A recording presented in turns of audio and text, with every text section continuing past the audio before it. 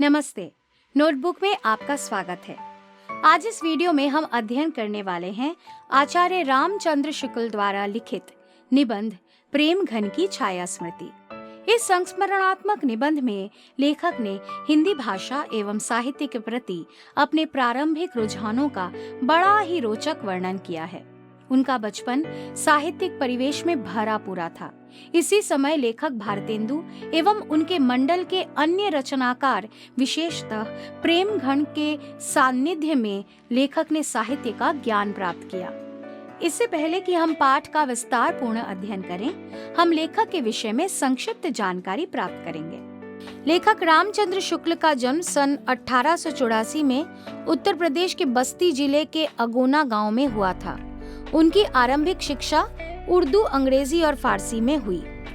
Intermediate एक विधिवत शिक्षा प्राप्त करने के बाद उन्होंने स्वाध्याय द्वारा संस्कृत, अंग्रेजी, बंगला एवं हिंदी के प्राचीन तथा नवीन साहित्य का गंभीरता से अध्ययन किया।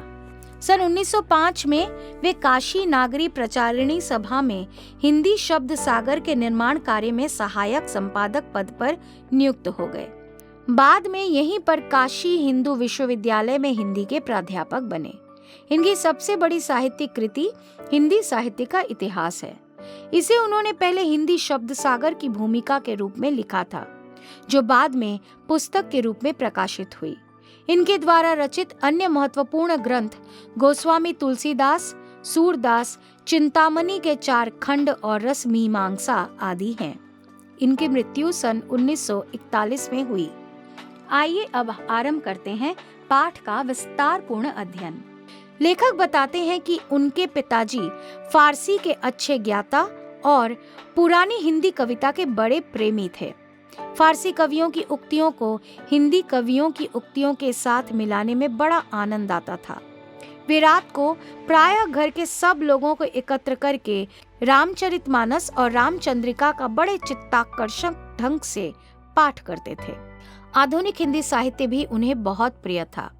उन्हें भी वे कभी कभी सुनाया करते थे। लेखक आगे बताते हैं कि जब उनकी बदली हमीरपुर जिले की राठ तहसील में हुई, तब मेरी अवस्था 8 वर्ष की थी। उसके पहले ही से भारतेंदु के संबंध में एक अपूर्व भावना मेरे मन में जागी थी। सत्य हरिश्चंद्र नाटक के नायक राजा हरिश्चंद्र और कवि हरिश्चंद्र में मेरी बाल बुद्धि कोई भेद नहीं कर पाती थी। हरिश्चंद्र शब्द से दोनों की एक मिलीजुली भावना एक अपूर्व माधुर्य का संचार मेरे मन में करती थी। मिर्जापुर आने पर कुछ दिनों में सुनाई पड़ने लगा कि भारतेंदु हरिश्चंद्र के एक मित्र यहाँ रहते हैं, जो हिंदी के प्रसिद्ध कवि हैं और जिनका नाम है उपाध्याय बद्री नारायण चौधरी। भारतेंदु मंडल की किसी सजीव स्मृति के प्रति मेरी कितनी उत्कंठा रही होगी, यह अनुमान करने की बात है। मैं नगर से बाहर रहता था। एक दिन बालकों की एक मंडली जोड़ी गई। जो चौधरी साहब के मकान से परिचित थे, वे अगुआ हुए। मील 1.5 मील का सफर तय हुआ। पत्थर के एक बड़े मकान के सामने हम लोग जा खड़े हुए। नीचे का बरामदा खाली था। ऊपर का बरामदा सघन लताओं के जाल से आवृत था। बीच बीच में खंभे और खुली जगह दिखाई पड़ती थी। उसी ओर देखने के लिए मुझसे कहा गया। कोई दिखाई न पड़ा। सड़क पर कई चक्कर लगे। कुछ देर बाद एक लड़के ने उंगली से ऊपर की ओर इशारा किया। लता प्रता के बीच एक मूर्ति खड़ी दिखाई पड़ी। दोनों कंधों पर बाल बिखरे हुए थे। एक हाथ खंभे पर था। देखते ही देखते वह मूर्ति दृष्टि से ओझल हो गई। बस यही पहली झांकी थी। ज्यों-ज्यों मैं सयाना होता गया, त्यों-त्यों हिंदी के नूतन साहित्य की ओर मेरा झुकाव बढ़ता गया। क्वींस कॉलेज में पढ़ते समय स्वर्गीय बाबू रामकृष्ण वर्मा मेरे पिताजी के सहपाठियों में थे। भारत जीवन प्रेस की पुस्तकें प्रायः मेरे यहाँ आया करती थीं, पर अब पिताजी उन पुस्तकों को छिपा कर रखते थे। उन्हें डर हुआ कि कहीं मेरा चित्त पढ़ाई से हट न जाए, मैं बिगड़ न जाऊं। उन्हीं दिनों पंडित केदारनाथ जी पाठक ने एक हिंदी पुस्तकालय खोला था। मैं वहां से पुस्तकें ला लाकर पढ़ा करता था। एक बार एक आदमी साथ करके मेरे पिताजी ने मुझे एक बारात में काशी भेजा। मैं उसके साथ घूमता फिरता चौखंबा की ओर आ निकला।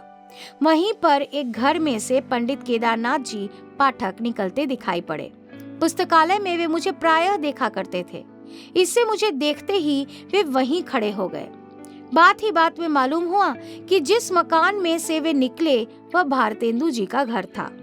मैं बड़ी चाह और कुतूहल की दृष्टि से कुछ देर तक उस मकान की ओर न जाने किन भावनाओं में लीन होकर देखता रहा।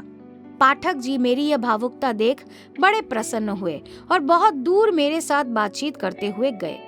भारतेंदु जी के मकान के नीचे का यह हृदय परिचय बहुत जल्दी गहरी मित्रता में परिणत हो गया। अतः हम देखते हैं कि किस तरह लेखक के अंदर साहित्य के लिए प्रेम विकसित हुआ और वे अपने हिंदी साहित्य के तात्कालिक दिग्गजों के साथ भेंट मुलाकात करने लगे। इस वीडियो में इतना ही। पाठ के शेष भाग के लिए हमारा अगला वीडियो अवश्य देखिए।